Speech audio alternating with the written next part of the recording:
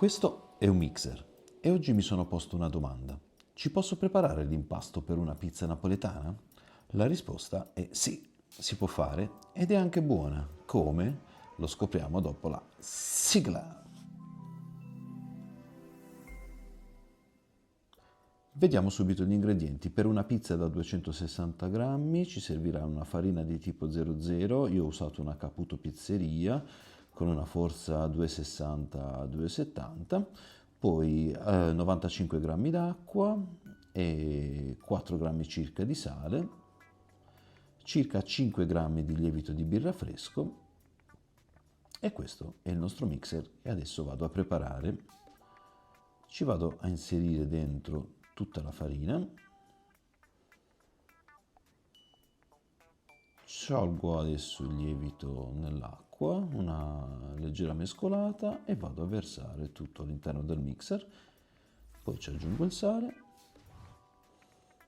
e adesso vado a chiudere e vediamo un po' che cosa ne viene fuori. Metto sul coperchio, aziono e miscelo per un po' e noto subito che effettivamente si va a creare un piccolo impasto, diciamo, e questa cosa mi sorprende anche un po'. Guardate un po', dopo una leggera mescolata, anche se quelle sono delle lame, si sta sviluppando una sorta di maglia glutinica. Continuo a miscelare e direi che ci siamo, quindi 2, 3, 4 minuti, a seconda della capienza del vostro mixer anche. E adesso vado a dare un paio di pieghe al mio impasto, questo farà sì che diventi anche bello più liscio. Impasto piccolissimo questo per una pizza soltanto, però era giusto per provare.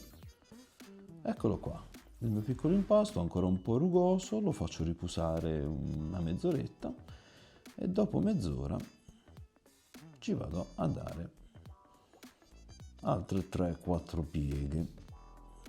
Ecco, stavolta è diventato già ben più liscio, una leggera perlatura. Eccolo qua, bellissimo. E lo lascio riposare un altro quarto d'ora.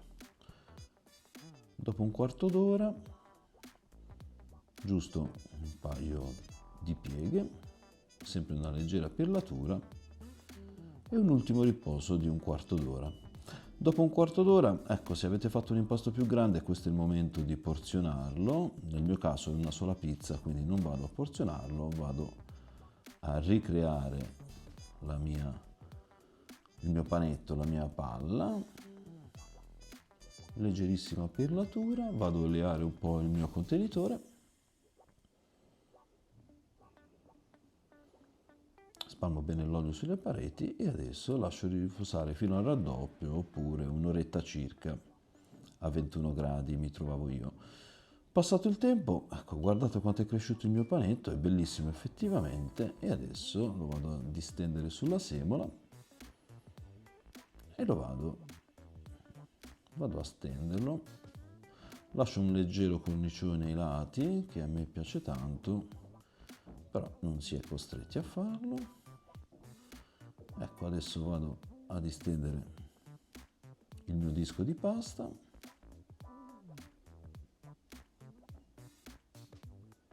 e adesso vado a farcirlo. Lo farcirò, questo è un esperimento, quindi ci metto soltanto su un po' di pomodoro, quindi niente fior di latte, così semplicissimo. Manco una marinara perché non ci metto aglio e origano e questo adesso è il forno che vado a usare, il Diavola Pro 2.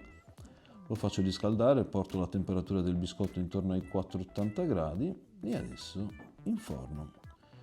Ci vorranno un 55-60 secondi ed eccola qua la nostra pizza napoletana, senza fior di latte, cornicione colorato, morbido e scioglievole, leggermente alveolato anche, insomma è un gran bel risultato per sole 2 ore di lievitazione. Provatela e fateci sapere cosa ne pensate. Vi aspettiamo anche su Instagram e vi rimando al prossimo video. Ciao!